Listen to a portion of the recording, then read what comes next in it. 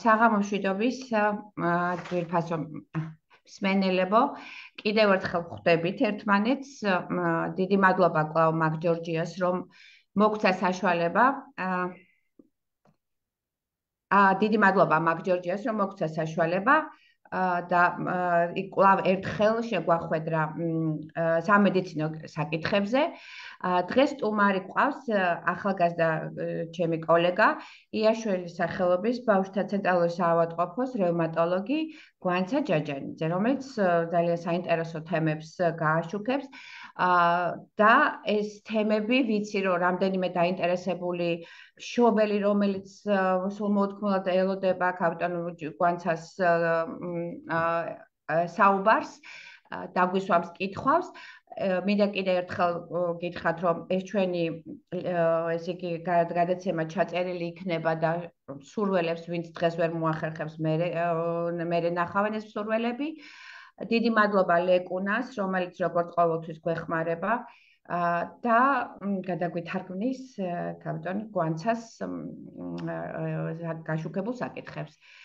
მოგესალმებით გვანცა, თუ შეიძლება რომ გვესაუბროთ და გადმოგცეთ ის საინტერესო ფაქტები, რაც ბავშვთა ასაკის ესე იგი პერიოდს მოიცავს თქვენი მხრივ.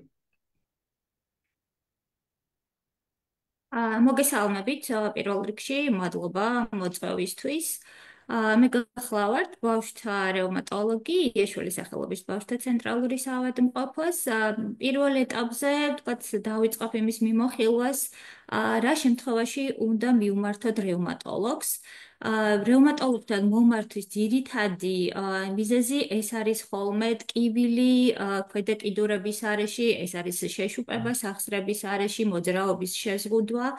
ასევე მნიშვნელოვანია, რომ რევმატოლოგთან მივმართოთ კანზე უჩვეულო გამონაყრის შემთხვევაში, ეს გამონაყრის წვრილ-წერტილოვანი პეტექები, რომლებიც ძირითადად გამოხატული არის ხოლმე ქვედა კიდურების არეში, ასევე ცხელება, რომლის მიზეზიც არის გაურკვეველი, რომლის მიზეზიც არ არის, თქვა, რა ბაქტერიული ინფექცია, ან ვირუსული ინფექცია, არის გახანგრძლივებული ცხელება, ასევე პაციენტს აღენიშნება პერიოდულად მუცლის მოვლითი ხასიათის ტკივილი, რომელსაც თან ახლავს ცხელება, შესაძლებელია ახდეს მკერდის არეში ტკივილი, შეიძლება ამასთან ახლოს სახსრის ტკივილიც და ამას გარკვეულწილად ესეთი პერიოდული ხასიათი შესაძლებელი იყოს, თქვა, თვეში ერთხელ, თვეში ორჯერ, ესეთი ციკლური მიმდინარეობით ხასიათდება.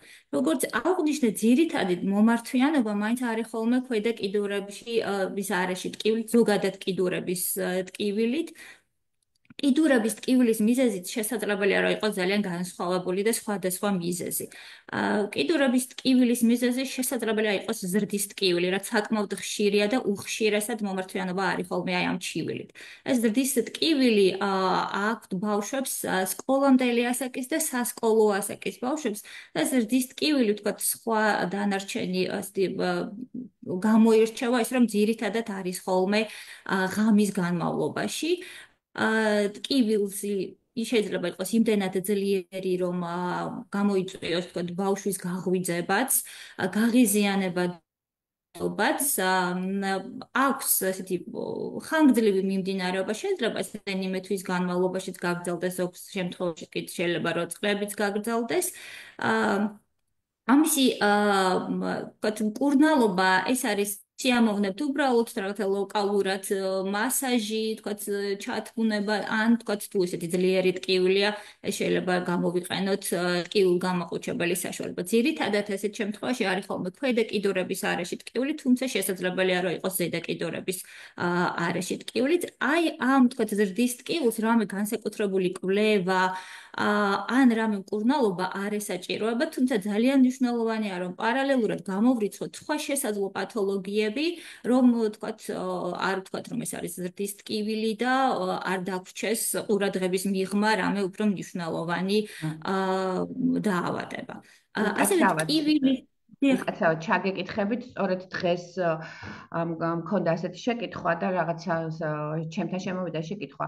თუ ეს ზრდის ტკივილი, აი მუხლის და წვივის ტკივილი, არ არის ღამის ტკივილი და ვერ ჩაჯდება ზრდის ტკივილში. მაშინ ალბათ საჭიროა უპრიანია რომ თქვენთან იყოს გადმომისამართება, ხო? თუ როგორ დიახ, დაგვარიგებთ ანუ რა როგორ ზრდის მოვიქცეთ? ტკივილი დიახ, ზრდის ტკივილი, აი რომ ვთქვათ, რომ ეს ზრდის ტკივილი არის ყოველთვის საღამოს და ღამის განმავლობაში. დღის განმავლობაში ტკივილი არ შეიძლება იყოს, თქვათ, ნაკლებად არის დამახასიათებელი აი ამ ზრდის ტკივილისთვის დღის განმავლობაში ტკივილი. ძირითადად ეს არის ხოლმე მხოლოდ ღამე, დიახ. ასევე ტკივილი, დიახ. და მაბადიათ, ეს რდის ტკივილს თავის ფარგლები აქვს ვიცით, მაგრამ აი ცოტა ისე რა უცნაური არის ხოლმე. თითქოს კალცით შევსებულია ბავშვი, იკვებება ნორმალურად, ეს ფარგლებში იღებს, თქვათ, კალცის შემცველ საკვებს, D ვიტამინს სვამს და მაინც გრძელდება ხოლმე ეს ტკივილი. ხომ არ არის რამე კატეგორია რა უფრო ესე იგი ვთქვათ, ან პოპულაცია, სადაც ვთქვათ, მეტად არის გამოხატული, თუ არ არის ეს ასე ვთქვათ, ჩამოყალიბებული, მაინდა-მაინც D ვიტამინის დეფიციტზე და კალცის დეფიციტზე ასოცირებული უნდა იყოს, ხო? აბსოლუტურად არ არის დაკავშირებული არც კვებასთან, არც ფიზიკურ დატვირთვასთან. იცით, თქვა შეიძლება ბავშვმა დღის განმავლობაში ძალიან ბევრი იმოძრაოს, დაიტვირთოს ფიზიკურად და თქვა ღამის განმავლობაში არა. ეს რდის ტკივილი არც ფიზიკურ დატვირთვასთან, არც თქვა კვების რაციონთან, ან კალციუმის ან D ვიტამინის დეფიციტთან. უშუალოდ თქვა რა არის ამ მისი მიზეზი, აი ესეთი უცნობია ამ ეტაპზე. შეიძლება ნებისმიერი ბავშვს განუვითარდეს, მნიშვნელოვანია ოჯახური ანამნეზიც ასევე. თუ თქვა დედას ან მამას ბავშვობაში ქონდა ზრდის ტკივილი, არის იმისი ალბათობა, რომ შვილსაც ქონდეს იგივე ზრდის ტკივილი. აი როგორც აღნიშნე, ძირითადად ეს არის სკოლამდელი და აი სკოლის ასაკის ბავშვების უკვე მოგვიანებით ეს ზრდის ტკივილი უკვე აღარ უნდა ქონდეს. კარგით, მადლობა. დიახ, და ნუ ტკივილის მიზეზი აი კვებასთან დაკავშირებული, რაც ახსენეთ, შესაძლებელია იყოს C ვიტამინის დეფიციტთან ასოცირებული. როდესაც თქვა არის კვებითი დარღვევა, აი ამ შემთხვევაში ბავშვებს, რომლებსაც აქვთ აი ეს კვებითი დარღვევა, ვერ იღებენ საკმარისი რაოდენობით ან არიან ერთგვაროვან საკვებს ძირითადად და არის აი ამ C ვიტამინის დეფიციტი. აი C ვიტამინის დეფიციტიც იწვევს ტკივილს. იდურების არეში შესაძლებელია იყოს ასევე გამონაყარით, ესეთი სისხლნა ჟღენთები, შესაძლებელია გაღიზიანებადობა იყოს შეშუპება და აი ძალიან მნიშვნელოვანია თქვა აი ამ შემთხვევაში რომ თქვა მოვახდინოთ ამისი დიაგნოსტირება. და ყველაზე ხშირი მიზეზი რატომაც თქვა მომართავენ ხოლმე რევმატოლოგს ეს არის რევმატოიდული ართრიტები, ეს იუვენილური რევმატოიდული ართრიტი ყველაზე ხშირი რევმატოლოგიური პათოლოგიაა ბავშვთა ასაკში. იუვენილური რევმატოიდული ართრიტისთვის დამახასიათებელია უკვე შეშუპება, რომელიც ესეთი თვალხილულია და მშობელსაც შეუძლია რომ შეამჩნიოს შეშუპება, მოძრაობის შეზღუდვა და ტკივილი კონკრეტულად. იცით რა არის ბავშვებში, აი უფრო ადრეული ასაკის ბავშვებში უფრო მეტად დაინტერესებული არის მსხვილი სახსრები. ეს მსხვილი სახსრები გულისხმობა მუხლი, კოჭწვივი, სხივმაჯა, იდაყვი. თუმცა ცოტა მოზრდილი ასაკის ბავშვებში შესაძლებელია ეს წვრილი სახსრებიც იყოს, ანუ თითების და ფეხების სახსრებიც. სხვადასხვა ფორმის ართრიტები გვაქვს იუვენილური, არის პოლიართრიტი. პოლიართრიტის შემთხვევაში არის წვრილი სახსარიც და არის მსხვილი სახსარიც და არის სიმეტრიული. ეს იგულისხმება, რომ თქვა ორივე მუხლია, ორივე სხივმაჯა, ორივე მტევნის თითებია ჩართული და ოლიგოარტიკულური, ეს როდესაც თქვა 4-ზე ნაკლები სახსარია და ამ შემთხვევაში უფრო მსხვილი სახსრებია დაინტერესებული, აი ამ ანთებითი პროცესი უფრო მსხვილ სახსრებში მიმდინარეობს. აღსანიშნავია ის დროს, რომ ტკივილი ეს იუვენილური ართრიტების დროს არის უფრო დილით. ბავშვი რომ იღვიძებს, ანუ ტკივილი მეტად არის გამოხატული დილით. შეზღუდვა. ეს დილის შეზღუდვა და მოძრაობა და ხანგრძლივი ესეთი უძრავი მდგომარეობიდან აქტიურობას რომ იწყებენ, ძირითადად არის ხოლმე ტკივილი მაშინ. როდესაც დაიწყებენ მოძრაობას, ვთქვათ, სიარულს, სირბილს, დროთა განმავლობაში ეს ტკივილი შემცირდება. ეს არის ერთგვარი მნიშვნელოვანი მახასიათებელი აი ამ ჯუვენილური ართრიტების დროს, რომელიც თქო მშობლებმა უნდა გაითვალისწინონ, რომ არის დილის შებოჭილობა და ტკივილი ხანგრძლივად უძრავი მდგომარეობიდან აქტიური მოძრაობის შემდგომ. ასევე თქო საყურადღებოა, რომ ჯუვენილური ართრიტებს როგორც აღნიშნე სხვადასხვა ფორმაა და არსებობს კიდევ ეს ჯუვენილური ართრიტი ცხელებით მიმდინარე. როდესაც თქვათ აი ამ მოძრაობის შეზღუდვას ტკივილს თან ახლავს ტემპერატურის მატებაც და გამონაყარიც. ეს უფრო მეტად საყურადღებოა და თქო ადრეულად უნდა მოხდეს ამისი დიაგნოსტირება, იმიტომ რომ ეს თავისი გართულებები ახასიათებს, ანუ სისტემური იმას ნიშნავს, რომ თან ახლავს ამ ყველაფერს თქო სხვადასხვა სისტემის დაზიანება შეიძლება იყოს ღვიძლი, ფილტვი და ასე შემდეგ. ზოგადად აი იუვენილური ართრიტებს ეს არ არის მხოლოდ სახსრების დაზიანება, ასევე ახასიათებს თვალის დაზიანებას, უვეიტი, ეს არის თვალის სისხლძარღვოვანი გარსის ანთება. ანუ, როდესაც ეჭვი გვაქვს, რომ ბავშვს აქვს ეს იუვენილური რევმატოიდული ართრიტი, აუცილებლად გადავამისამართებთ ოფთალმოლოგთან, რომ მოხდეს თვალის ფსკერის დათვალიერება, რომ გამოვრიცხოთ აი ერთ-ერთი გართულება ამ იუვენილური ართრიტის ეს უვეიტი. ზოგადად რა იწვევს ამ იუვენილურ ართრიტს, არავინ არ იცის, ეს ითვლება, რომ არის იდიოპათიური. გავრცელება არ არის ხშირი, თუმცა ყოველ 100,000 ბავშვზე წლის განმავლობაში 14 ახალი შემთხვევა გვაქვს. რამე ვთქვათ, რა პოპულაციაშია უფრო მეტად ეს გავრცელებული, ეს არ არის. ერთადერთი სქესის მხრივაც უფრო მეტად გოგოები არიან.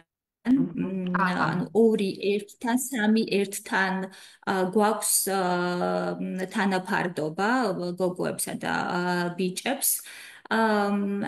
სეზონურობა ნაკლებად ახასიათებს, თუმცა გარკვეულწილად ვირუსულმა ან ნებისმიერმა ინფექციამ შესაძლებელია გამოცირება ამ ავტოიმუნური დაავადების. ზოგადად ეს არის გენეტიკური წინასწარ-განწყობა, იმუნური პროცესი და გარემოს ერთობლიობა გამოიწვევს აი ამ ჯუვენილური შეიძლება განვითარებას და დიახ, უკაცრავად შეიძლება ზუსტად მაგის ალბათ შესაბამისი კითხვა შემოვიდა. თქვენ კი ვძანეთ, რომ არის გოგონებთან, მაგრამ კითხვას ვინ თქვისობს ბიჭის მშობელია და იცით რა, არა გვაქვს ზუსტი დიაგნოზი, რა თქმა უნდა, მაგრამ ბიჭებშიც არის, უბრალოდ სიხშირები გვაქვს, გოგოებში უფრო ბევრია, ანუ 2 1 3 1 ესეთი სიხშირე არა მნიშვნელოვანი, თუმცა რა თქმა უნდა ბიჭები. დიახ. და არის თუ არა აი ეს დაავადება გენეტიკურად შეჭიდული, თქვათ, სხვა რაღაც, თქვათ, განვითარების შეფერხებასთან, იგივე აუტიზმთან. ხომ არ არის, რომ აი ერთი გენი განაგებდეს აი ამ პროცესს და თუ არის კიდე აქვე მეორე კითხვა, თუ არის რამე გენეტიკური ანალიზი, რომელიც აღმომჩენია, ან წინ თქვათ, შეიძლება რაღაცა განწყობის ესე განწყობა აქვს უფროსი თაობისგან ესე იგი ამ ბავშვს და ხომ არ შეიძლება ან წინ გავიგოთ არის თუ არა გველის თუ არა აი განვითარების შეფერხების დროს ეს დაავადება, როდესაც უკვე ეწყება ბავშვს რაღაც სიმპტომატიკა, ვთქვათ, იგივე სახსრების ტკივილი, ფეხების ტკივილი, მაგრამ დიაგნოზი ჯერ არ არის დასმული. პირველ რიგში ვთქვათ, რამდენად არის ეს შეჭიდული აუტიზმთან, ესე პირდაპირ არა. თუმცა არსებობს კვლევები, რომლის მიხედვითაც რევმატოიდული ართრიტის მქონე დედებს დედების იზრდება რისკი ბავშვების აუტიზმის მქონე ბავშვების გაჩენის. არის აჰა. გარკვეული კვლევა, თუმცა ამ ეტაპზე ვთქვათ მიზეზი რატომ არის ეს და რა კორელაცია მათ შორის ჯერჯერობით უცნობია. მხოლოდ აი ვთქვათ აი ამ კვლევით აღმოაჩინეს, რომ აი ეს რევმატოიდული ართრიტით დაავადებული დედების შემთხვევაში რისკი აუტიზმის იზრდება ბავშვებთან აჰა. დაკავშირებით. რაც შეეხება მეორე კითხვას, ზოგადად ოჯახური წინასწარ-განწყობა ნებისმიერი აუტოიმუნური დაავადების რისკს თქვათ შემდგომ თაობაში, რომ კონდეს თქვათ იგივე ნებისმიერი აუტოიმუნური დაავადება. თუმცა ჩვენ ამისი წინასწარ ამისი პრევენცია მოვახდინოთ სამწუხაროდ შეუძლებელი ან რამეთი თქვათ ხელი შეუშალოთ აი ამ ყველაფრის გამოვლინებას. უბრალოდ ერთი ის არის რომ თუ თქვათ ოჯახის წევრს აქვს ეს რევმატოიდული ართრიტი ან აუტოიმუნური დაავადება, მეტად ფრთხილად იქნება და უფრო თქვათ პირველი ნიშნების გამოვლენისთანავე ალბათ მეტ ყურადღებას მივაქცევთ რომ თქვათ ადრეულად მოხდეს დიაგნოსტირება, იმიტომ რომ ადრეულად დასმულ დიაგნოზს, ადრეულად დიაგნოსტირებას და ადრეულად შესაბამისად მკურნალობის დაწყებას ძალიან დიდი მნიშვნელობა აქვს შემდგომ სამომავლოდ ამ დაავადების გამოსავლისთვის. მადლობა და აქვე ესე იგი ამ საკითხთან ასაკობრივი ზღვარი აინტერესებთ, როგორია, რომ ალბათ საიდან სადამდე საშიში რომ გამოვლენის და კიდევ ერთხელ წერენ გენეტიკური ანალიზი რევმატოლოგიურ დაავადებებში, რამდენად პათოგნომურია და რამდენად მნიშვნელოვანია თუ კეთდება და თუ აკეთებთ ასეთ კვლევას თქვენ, რევმატოლოგები. დიახ. ძირითადად იუვენილური ართრიტი ეს ითვლება 16 წლამდე ასაკის ბავშვების, ანუ 16 წლამდე ასაკის ნებისმიერი ბავშვი შესაძლებელია რომ განუვითარდეს ეს იუვენილური რევმატოიდული ართრიტი. რაც შეეხება გენეტიკურ ტესტს, რევმატოლოგიაში ძალიან აქტიურად ვიყარებთ გენეტიკურ ტესტებს. არსებობს დაავადებები, რომლის დიაგნოსტირებისთვის აუცილებელია გენეტიკური ტესტების ჩატარება. ეს არის ავტოანთებადი დაავადებები, იგივე ვთქვათ, რომ აღნიშნე პერიოდული ცხელებებით მიმდინარე პერიოდული გამონაყრით მიმდინარე დაავადებები. ეს ცალსახად არის გენეტიკური დაავადებები, რომლის დიაგნოსტირებისთვის აუცილებელია გენეტიკური ტესტი. ასევე იგივე აი ამ იუვენილური ართრიტის ზოგიერთი სახეობისთვის მნიშვნელოვანია, თქვათ, დიაგნოსტიკისთვის ეს გენეტიკური ტესტის ჩატარებაც. გენეტიკური ტესტი გააჩნია და თქვათ, სხვადასხვა დაავადების დროს აუცილებელიც კი არის რევმატოლოგიაში. მადლობა. იცით, გვანცა თქვენ ახსენეთ პერიოდული დაავადება და შეკითხვაც არის ბარემ დაგისვამთ რახან ამ თემა წამოწიეთ. ფაფა სინდრომსა და ამ პერიოდულ დაავადებას შორის არის თუ არა განსხვავება და გამოსავალი პირველსა და მეორეს შორის. ნუ ახლა როგორ გითხრათ, თქვათ. იცით, ორივე, ანუ პერიოდულ დაავადებით ალბათ ხმელთაშუა ზღვის ცხელება იგულისხმება ამ შემთხვევაში. ორივე ეს არის ავტოანთებადი დაავადება, ასეთი პერიოდული ცხელებით მიმდინარე დაავადება. კლინიკური გამოვლინება აბსოლუტურად განსხვავებულია მათ შორის. თუ თქვათ, აი ამ ხმელთაშუა ზღვის ცხელების დროს არის ცხელება, მუცლის ტკივილი, შესაძლებელია იყოს მკერდის ტკივილი, შესაძლებელია იყოს სახსრის ტკივილიც კი. ფაფას შემთხვევაში, ფაფა ძირითადად ეს არის 6 წლამდე ასაკის ბავშვებისთვის დამახასიათებელი და აი ამ პერიოდში გვაქვს პერიოდული ცხელება, სტომატიტი, ასევე შესაძლებელია რომ იყოს ადენიტი, ანუ ანგინის გამოვლინებაც და შესაძლებელია, ხო, აი ამ პერიოდში გულისრევა შეგრძნებაც კი გულისრევის შეგრძნებაც ახდას. ანუ ფაფას შემთხვევაში გვაქვს ცხელება, გვაქვს პირის ღრუში სტომატიტი და გვაქვს ტონზილიტი. აი ეს არის ძირითადად დამახასიათებელი და არის 6 წლამდე ასაკში. მოზრდილ ასაკში ფაფა უკვე აღარ გვხდება. მკურნალობა პირველის შემთხვევაში არის ეს მკაცრად განსაზღვრული, რომ რა თქვა, რა უნდა ფაფას შემთხვევაშიც არის მედიკამენტი, რომელიც თქვა 50%-ში გვეხმარება, აი ამ დაავადების რომ არ გქონდეს ესეთი პერიოდულობით. და ანუ არის კიდე გარკვეული კვლევებიც, რომ თქვა ტონზილექტომიაც გარკვეულწილად ეხმარება იმას, რომ თქვა აღარ განვითარდეს ეს ფაფა, თუმცა სანამ ტონზილექტომი უნდა იყოს დიაგნოსტირებული, სხვადასხვაობა არის აუცილებლად ხო მაგ ამ არის დიახ არის აი ამ დასთან ანუ ეს არის უკვე უკიდურესი ფორმა როდესაც თქვა მედიკამენტოზურად ვერ ვახდენს და ვერ ვერევით და სიხშირე თქვა აი ამ ცხელებებისა და აი ამ სტომატიტის და აი ამ ტონზილიტის არის ძალიან შემცირებული აი მხოლოდ და მხოლოდ ანუ ესეც ანუ ექიმის რეკომენდაციით აუცილებლად მადლობა. ცოტა ხან არ არის კითხვები და ესე თქვენ დაგითმობთ ესა სიტყვას. დიახ. რევმატოლოგიაში არის კიდევ ესეთი ვასკულიტების ჯგუფი. აი ამ ვასკულიტებში არის გაერთიანებული ესეთი კავასაკის დაავადება. რომელსაც ეს არის ძირითადად 5 წლამდე ასაკის ბავშვების დაავადება. აი ამ კავასაკის კლინიკური უკაცრავად ვასკულიტი რო იქნებ ჩვენ მშობლებისთვის ანუ განმარტო. ვასკულიტი ეს არის სისხლძარღვების ანთება. ანუ ვასკულიტი ეს არის სისხლძარღვების ანთება და ნუ იყოფა თქვათ ადამიანის ორგანიზმი არის წვრილი საშუალო სისხლძარღვები და მსხვილი სისხლძარღვები. და ესეთი საშუალო სისხლძარღვების ანთება ეს არის კავასაკის დაავადების დროს ხდება ესეთი საშუალო სისხლძარღვების ანთება.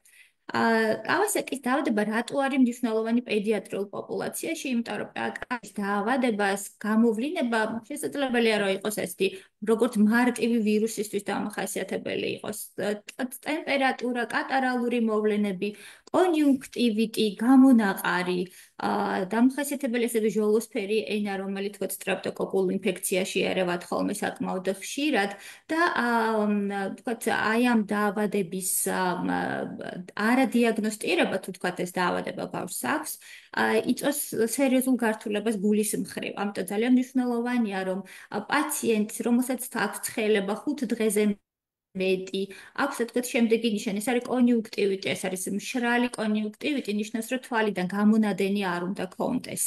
ასევე არის ლიმფური ჯირკვალის გადიდება, არის გამონაყარი, არის ესეთი ჟოლოსფერი, მარწყვისფერი ენა, შეშუპება ხელებისა და ტერფების არეში, რომ მივიტანოთ ეჭვი, ხომ არ არის ეს კავასაკის დაავადება. იმიტომ რომ კავასაკის დაავადების გართულება არის ძალიან სერიოზული, ეს არის გულზე ესეთი გულის მკლებავის სისხლძარღვების დილატაცია და ანევრიზმის განვითარება. რატომ არის კიდევ საყურადღებო, რომ კავასაკი არის თვითლიმიტირებადი, ანუ რას ნიშნავს, შეიძლება დაიწყოს დაავადება და 2 კვირის განმავლობაში თვითონ აალაგდეს ყველა ეს სიმპტომი, მაგრამ გულზე ეს ცვლილებები დაარჩეს. ეს გულზე ანევრიზმა, ანუ გადიდებული სისხლძარღვები არის მერე თრომბოზის განვითარების რისკი. ამიტომ დროულად დიაგნოსტირებული კავასაკი და შესაბამისი დაწყებული მკურნალობა მნიშვნელოვნად ამცირებს აი ამ გულზე ცვლილებების განვითარებას. ესე მნიშვნელოვანია, რომ არსებობს კიდევ არასრული კავასაკი. არასრული კავასაკის შემთხვევაში აი ეს ყველა ჩემს მიერ ჩამოთვლილი ნიშნები შესაძლებელია რომ არ იყოს. შესაძლებელია იყოს მხოლოდ 2-3, მაგრამ კლინიკური და ეს ლაბორატორიული მონაცემების ერთობლიობით ხდება აი ამ არასრული კავასაკის დიაგნოზის დასმა და მნიშვნელოვანია რომ დაავადება დავსვათ პირველი 10 დღის განმავლობაში რომ დავიწყოთ მერე შესაბამისი მკურნალობა. დიახ, და რამე სპეციფიური აღმომჩენი ტესტი არის ამისი თუ ჩვენ გამორიცხვის მეთოდით თუ რაღაც პათოგნომური ანალიზი არის ამისთვის გვანცა? სამწუხაროდ რამე სპეციფიური ენტისფეოლები არა ამ სპეციფიური კვლევა ამისთვის არ არსებობს. ეს არის თავიდან ბოლომდე კლინიკური დიაგნოზი და ამისი და დიაგნოსტირება ხდება მხოლოდ კლინიკურად გამოხატული სიმპტომებით და გვეხმარება ლაბორატორიული ანთებითი მარკერების მატება. გასაგები. კარგით. კიდე სანამ კითხვა შემოვა, თქვენ ხომ არ გინდათ რომ გითხრათ კიდე რა არის ის ასაკობრივი დაავადებები, რაც ხშირად ხდებათ და თუ არა რამე ასოცირებული ცერებრულ დამბლასთან ხომ არის ასე სპეციფიური ვთქვათ კვანცა რომელიც აი კონტრაქტურების გამო ვთქვათ ანთებამიდის ან ლოკალური ან ვთქვათ ისე გავრცელებული ყველა სახსრის ხო არა გაქვთ ხოლმე ასეთი შემთხვევები და მომართვიანობა. იცით რა, რამე სპეციფიური ვთქვათ აი ამ ბავშვთა ცერებრალურ დამბლასთან ასოცირებული არა. თუმცა თქვა იქ ჩვეულებრივად შესაძლებელია როგორც აღვნიშნე, ანუ ნებისმიერ პოპულაციაში შესაძლებელი განვითარდეს ასეთი იუენილური არტრიტები, მათ შორის თქვა ცერებრული დამბლით მქონე ბავშვებშიც. თუმცა რამე კორელაცია დაავადებებს შორის არ არის. დიახ. იცით, ასეთი კითხვა არის, რომ ხომ არაფერი არის საპროფილაქტიკო ესე იგი ალბათ ქმედებები რომ ავიშოროთ რევმატოლოგიური დაავადებები. ცოტა მე მგონი ესეთი არ არის ესეთი ასაშორებელი თემა რომ ავიშოროთ სამწუხაროდ, მაგრამ მაინც ხომ არაფერს ურჩევდით ჩვენ მშობლებს გვანცა. სამწუხაროდ არ არსებობს აი ამ ყველაფრის პრევენცია, თუმცა ჯანსაღი ცხოვრება ზომიერი ფიზიკური აქტივობა და მაინც ზედმეტი ინსოლაციისგან თავის არიდება, ანუ ზედმეტი ვთქვათ მზის სხივისგან თავის არიდება, იმიტომ რომ აი ეს ვთქვათ აი ამ ინსოლაციის ფონზე ხდება ხოლმე პროვოცირება აი ამ აუტოიმუნური დაავადებების, ამიტომ ვთქვათ ესეთი მაინც ვთქვათ ზედმეტი ინსოლაცია განდროთ არ არის კარგი და ალბათ სტრეპტოკოკური ინფექციების და სტაფილოკოკური დროზე ეს ალაგება რომ მე ალბათ ესეც არ გადაიზარდოს რაღაც ხო დიახ, ასეთი ქრონიკულმა სტრეპტოკოკულმა ინფექციამ შეიძლება მე ესეთი მწვავე რევმატიული ცხელება გამოიწვიოს და ამდენად დიახ, ამ კუთხითაც დიახ, ინფექციის ალბათ მართვა ძალიან მნიშვნელოვანი. დიახ. შემოგვივიდა კითხვა, დედა არის ბეღჩეტის დაავადებული, მას ყავს ერთი შვილი და ალბათ ფიქრობს გენეტიკაზე ან მეორე შვილის გაჩენაზე და თუ გვეტყოდით ამაზე და აგვიხსნიდით, მშობლებს აუხსნიდით, რა ხდება ამ დაავადების დროს. ეს ბეღჩეტიც არის ვასკულიტი, ანუ სისხლძარღვების ანთება, ანუ ეს ბეღჩეტის დროს ზიანდება როგორც წვრილი, როგორც ისევე საშუალო და მსხვილი სისხლძარღვებით. თავისი კლინიკური გამოვლინება ახასიათებს, ამ დროს ზიანდება თვალი, თქვათ ახასიათებს ესეთი გასტროინტესტინალური ცვლილებები, თქვათ კანზე ცვლილებები და ასე შემდეგ. ბეღჩეტი დაკავშირებულია გენეტიკური წინასწარ-განწყობა, რა თქმა უნდა, არის და არსებობს სპეციალური გენეტიკური კვლევაც, რომელიც, თქვათ, დიაგნოსტირებაში გვეხმარება ხოლმე, ეს არის HLA-B52-ის დადებითია ხოლმე ამ ბეღჩეტის დროს. ის რომ დედას აქვს, თქვათ, ბეღჩეტი, ის მას არ ნიშნავს, რომ აუცილებლად შესაძლებელია რომ კონდეს მის შვილსაც, თუმცა რა თქმა უნდა გარკვეულწილად რისკი იმისი რომ ვთქვათ ბავშვიც რადგანაც ეს მაინც გენეტიკურად არის პირობადებული რა თქმა უნდა ამისი ალბათობა არის თუმცა ვთქვათ ამისი პრევენცია სამწუხაროდ არ არის შესაძლებელი ну ვთქვათ შესაძლებელია რომ ვთქვათ შვილს გაუკეთოს გენეტიკური ტესტი თუმცა ისიც რომ ბავშვს აღმოაჩნდეს ვთქვათ აი ეს HLA-B51 არ ნიშნავს იმას, რომ აუცილებლად თქვა შეიძლება სამომავლოდ გან. შეიძლება იყოს უბრალოდ მტარებელი ამ ყველაფრის და თქვა არ გამოვლინდეს ფენოტიპურად. ანუ ესეც არის შესაძლებელი. ამიტომ თქვა წინ და წინ რამის კვლევა ამდენად ბევრის მომცემი ამ შემთხვევაში არ არის. ეს დაავადებაც სქესთან შეჭიდულია პროცენტულად თუ როგორ არის? იცით რა, უპირატესად ეს არის მამრობითი სქესისთვის დამახასიათებელი, თუმცა გვხვდება ორივე სქესში, მაგრამ უხშირესად მაინც ბეღჭეტი უფრო დამახასიათებელია მამაკაცებისთვის. დიახ. და ბავშვთა ასაკში გვხვდება გვანცა თუ ნაკლებად? ხდება, ნაკლებად, თუმცა ბავშვთა ასაკშიც გვხვდება. ხდება ბავშვთა ასაკშიც. აჰა. ნაკლები სიხშირით, თუმცა ბავშვთა ასაკშიც გვხვდება ბეღჭედი. დიახ.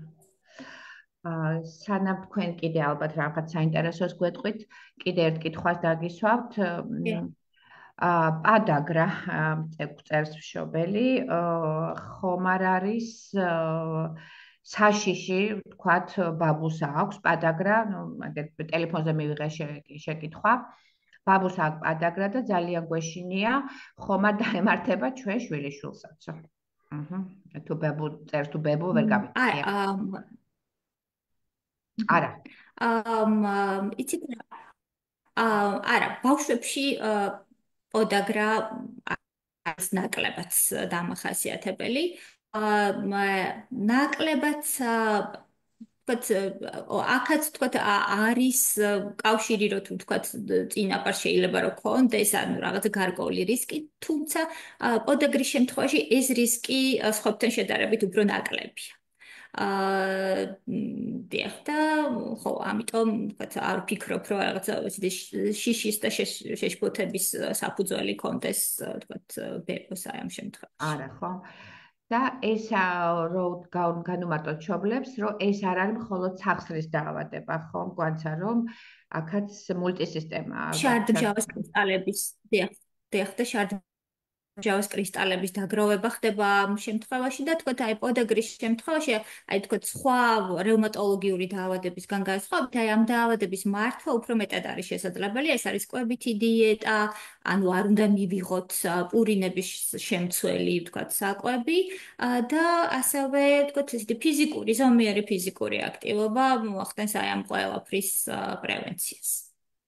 თუმცა მისი სრული განკურნება არ ხდება. თუ არის შემთხვევები? ან შესაძლებელია მივახცევთ რაღაცა გარკვეულ რემისიას, ანუ ნიშნავს, რომ ანუ ჩივილების გარეშე ვიცხოვროთ გარკვეული პერიოდი, თუ თქვათ მოხდება გარკვეულ დიეტის დარღვევა, ან ზედმეტი სტრესი, აი ამ დაავადებამ შეიძლება კვლავ იჩინოს თავი. აჰა. იცით, მე მგონი მშობელი ისევ დაუბრუნდა ართრიტს და ეხლა მოგვივიდა კითხვა, თუ ყოფილა შემთხვევა ართის რომ დაეზიანებინა სახსრები. როგორ ავირიდოთ თავიდან? თქვენ კი გითხარით, მაგრამ მაინც ეთყობა გვიან შემოგვერთა მშობელი და რომ კიდევ თუ შეიძლება განუმარტოთ, რომ რა თქმა უნდა სახსრები ზიანდება. დიახ, ძირითადად აი ამ ართრიტების დროს ზიანდება სახსარი და მთელი მიმართულია, რომ შენარჩუნებული მოხდეს აი ამ სახსრის ფუნქცია და მოძრაობა. თუ არ დავიწყეთ დროულად მკურნალობა, ანუ მე ვითარდება რომელიც შემდეგ უფრო რთულად სამართავი ხდება.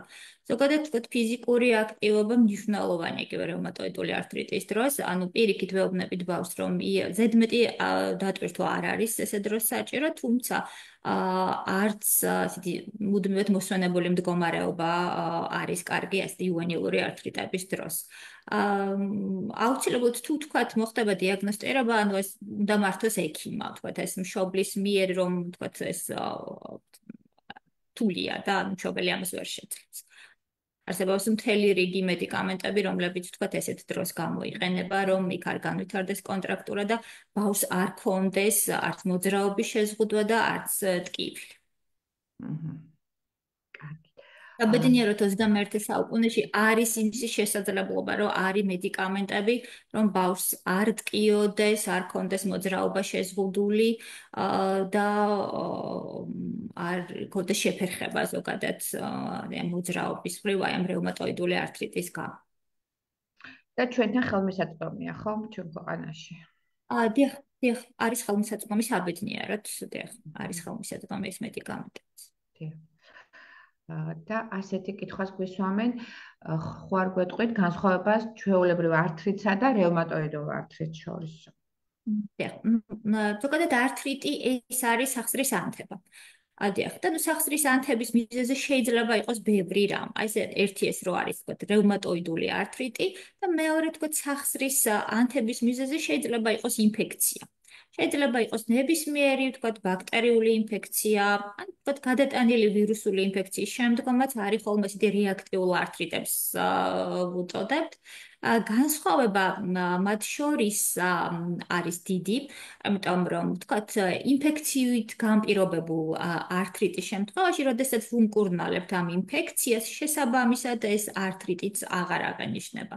მაგრამ იუვენილური ართრიტის შემთხვევაში ეს არის ხანგრძლივი მკურნალობა, ეს არის ქრონიკული პროცესი, რომელსაც სჭირდება ანუ გარკვეული პერიოდი, ანუ ეს წლების განმავლობაში მუდმივად მეთვალყურეობა, მკურნალობა და შესაბამისად, თქვათ, მედიკამენტოზური დახმარებაც. ანუ არის ხანგრძლივობა მეტად გამოხატული ამ იუვენილური რევმატოიდული ართრიტის შემთხვევაში, იმიტომ რომ ეს არის ითვლება ქრონიკული დაავადება. კარგით, მადლობთ. თუ დაგჭათ თქვენ რამე საინტერესო რო გითხრათ და დაველოდოთ ალბათ კიდევ მოგწერენ მშობლები. ესეთ აი ბავშვთა ასაკში კიდე საკმაოდ ხშირია აი ვასკულიტებთან დაკავშირებით, ესეთი სისხლძარღვების ანთებასთან, ეს არის წვრილი სისხლძარღვების ვასკულიტი. ძირითადად აი ესეთი ვირუსული ინფექციების გადატანის შემდგომ ბავშვებში შესაძლებელია რომ გამოვლინდეს ქვედეკიდურების არეში ესეთი წვრილ-წერტილოვანი სისხლჩაქცევები, რომლებიც ძალიან ეშინიათ ხოლმე მშობლებს, როდესაც დაინახავენ აი ამ სისხლ ნაჟღენთებს. ეს პროვოცირებული არის ვირუსული ინფექციით.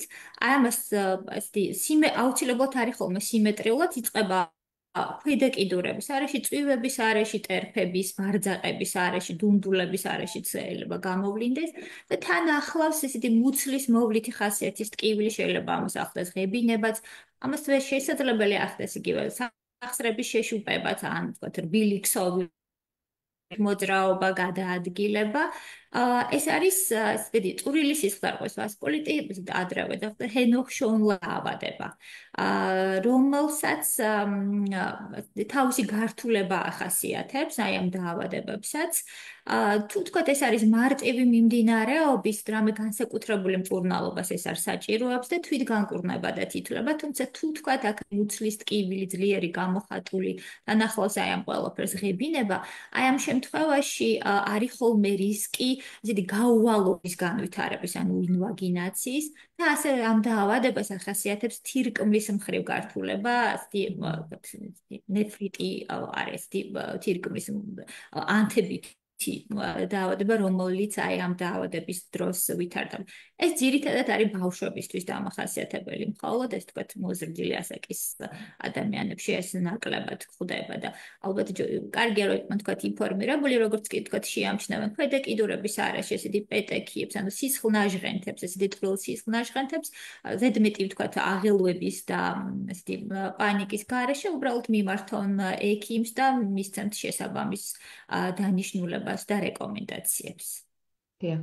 ჩვენ პედიატრებს გქონიათ ხოლმე შემთხვევები, რომ პოსტვაქცინაციის შემდგომ გვინახავს ეს პეტექიები და რამდენად საჭიროა რომ მოგმართონ რევმატოლოგი, გამოგვიშვია რა თქმა უნდა და რეფერირება გაკვეთებია, მაგრამ ეს აუცილებელი ამბავია, გვანც არას გვეტყვით. დიახ, ან ვაქცინაციის სწორად აღნიშნეთ, შესაძლებელია ვაქცინაციის შემდგომაც გამოვლინდეს და ასევე შესაძლებელია ეს არ არის ალერგია, თუმცა შეიძლება გარკვეული თქვა ალერგიული საკვების ან მედიკამენტის შემდგომაც გამოვლინდეს. იცით რა, მაინც აუცილებელია რევმატოლოგთან ვიზიტი, რომ თქვათ მოვახდინოთ გარკვეულწილად პრევენცია შემდგომი გართულებების, ამის თქვათ იგივე თირკმლის მხრივ, ან თქვათ შეაფასოს სიმძიმე, თქვათ რევმატოლოგმა რამდენად თქვათ არის შემდგომში გართულების რისკი. მადლობა.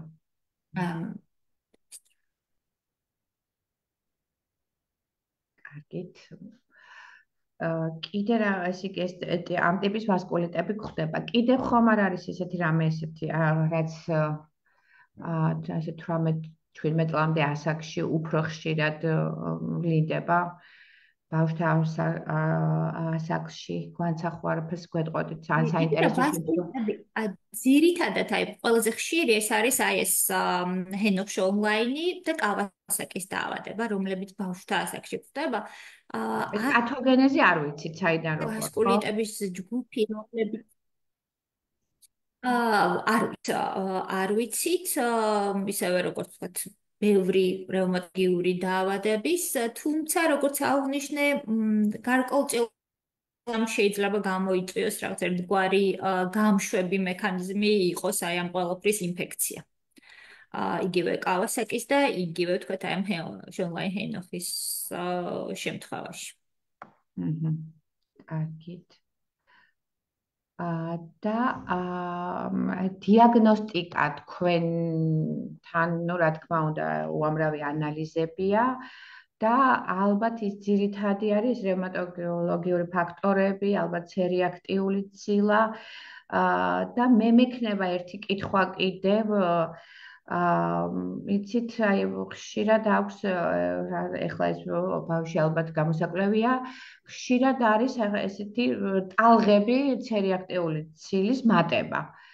და რაღაცნაირად სხვა სიმპტომატიკა არ ჩანს, არც კლინიკური, არც ლაბორატორიული და ხომ არ გქონეთ ასეთ შემთხვევა, ალბათ უპრიანია რომ თქვენგან დაიწყოს ხომ მკურნალობა გადამესამართებულია კარდიოლოგთან და ალბათ მე უკვე თქვენამდეც მოვალ ხომ არ მეტყოდით აი ამ სიტუაციაზე რაზე შეიძლება ეგრე მივიტანოთ აი ზუსტად თქვათ აი პერიოდული დაავადებებისთვის დამახასიათებელი კლინიკა არ არის დიახ თქვათ არც მუცლის ტკივილი ან რამე მსგავს ცხელებაც არ ახლავს არ ამ არის ცხელება იცით არ არის ხო და ალბათ მაინც მულტიკულება ჭირდება ალბათ ხო ალბათ დაწოლა არის ჯობს უპრიანია და დაწვეს ბავშვი და რამდენიმე სპეციალისტის მიერ იქნეს გამოკვლეული ხო სწორია ყოველგვარი კლინიკის გარეშე არის მხოლოდ ანთებითი მარკერების მატება როგორც მივხვდით რომ ალბათ დიახ შეიძლება იყოს რამე რევმატოლოგიური პათოლოგია თუ საეჭვო კი, იცით რა, შეიძლება იგივე ვთქვათ, აი პერიოდული დაავადებებისთვის აი რომ აღვნიშნე, ზუსტად აი ამ პერიოდულ დაავადებებს ახასიათებს ესე ანთებითი მარკერების მაღალი მაჩვენებელი. ანუ საკმაოდ მაღალია ხოლმე იგივე ვთქვათ, აი ხმელთაშუა ზღვის ცხელების დროს ცერიაქტიულის მატება, ლეიკოციტოზი ცერიაქტიული, ანუ თითქოს რაღაცა ისეთი ბაქტერიული ინფექციაზე მიგვინიშნებს. მაგრამ შემდგომ აი ყოველგვარი მკურნალობის გარეშე რამოდენიმე დღეში დაახლოებით 3-4 დღეში რომ გავიმეოროთ, ვთქვათ იგივე ანთებითი მარკერები არის აბსოლუტურად ნორმა. ანუ აი ეს ასეთი მიმდინარეობა დამახასიათებელი არის ასეთი პერიოდული ცხელებით მიმდინარე დაავადებისთვის. თუმცა თქვენ შემთხვევაში ყოველგვარი ცხელების და კლინიკის გარეშე მიმდინარეობს და ხო ეს ცოტა იცით კარდიოლოგთან რატო ჩავთვალეთ შეიძლება ბავშვს ფოთვა განიცდის და გულის არეში ტკივილს ამბობს შეიძლება ემოციის ბრალია და ნუ მშობელი დაიწყებს აი იცით რა აი მკერდის არეში ტკივილიც ერთ-ერთი ნიშანია აი ამ პერიოდული დაავადების. შეიძლება არ იყოს მუცლის ტკივილი და შეიძლება იყოს მკერდის არეში ტკივილიც. აი კარგია რომ გითხარით და შეიძლება ხო ეს გამოგვადგეს და მაშინ მკერდის არეში ტკივილიც არის ერთ-ერთი დამახასიათებელი პერიოდული მიმდინარეობა. და ძირითადი დიაგნოსტიკური მეთოდები ალბათ გარდა სისხლის ლაბორატორიული სინჯაყის არის ულტრასონოგრაფია, დიახ, როდესაც ხდება თქვათ შეფასება. დიახ, ულტრასონოგრაფია თქვათ სახსრის შეფასება, რენტგენოლოგიური კვლევაც, თქვათ ძვალს ვაფასებთ. თქვათ უშუალოდ როდესაც გჭირდება რომ ნახოთ იქ სახსარი რამდენად ანთებითია, აი ამ შემთხვევაში ულტრასონოგრაფიას ენიჭება უპირატესობა. და ნუ თქვათ თუ საჭიროებს მე თქვათ კვლევის გაღრმავებას ეს მაგნიტორეზონანსული ტომოგრაფია თუ თქვათ გჭირდება იქ თქვათ კიდევ დამატებითი რამის განსაზღვრა. კარგით, ერთ კითხვას მიუბრუნდები, ისევ ზრდის ტკივილზე ეტყობა შეწუხდა მშობელი და ისინი ალბათ მაინტერესებს ზრდის ტკივილს ყველა ბავშვი განიცდის თუ ვისაც სიმპტომები აღენიშნებაო. ესე იგი ზოგადად თუ სიმპტომები მხოლოდ ტკივილის დრო ისა გამოვლინება არის ტკივილი. მხოლოდ ტკივილი. მხოლოდ აჰა. ტკივილი და დისკომფორტი. და ყველა თქვა ბავშვს და მოზარდს თქვა აი ტკივილის აღქმის სხვადასხვანაირი გამოვლინება აქვს. ზოგს თქვა მეტად აღიქვავს ეს ზღურბლი თქვა ტკივილის, ზოგი უფრო მეტად აღიქვავს, ზოგი უფრო ნაკლებად. ამდენად აი ეს არის აუცილებელი ყველა ბავშვს ეს არ აქვს ნამდვილად, თუმცა ბავშვთა უმრავლესობას რაღაცა გარკვეული პერიოდი ნამდვილად აქვს ეს ზრდის ტკივილი. აჰა. და ორ სიტყვას თუ გვეტყვით კოლაგენოზებზე და თუ ძალიან არ გადაგხალეთ, ამით დავამსრულებთ მშობლებს შეიძლება აინტერესებდეს რა არის ეს კოლაგენოზების ჯგუფი და ბავშვთა ასაკში უფრო რა გვხდება და რას უნდა მივაქციოთ ყურადღება.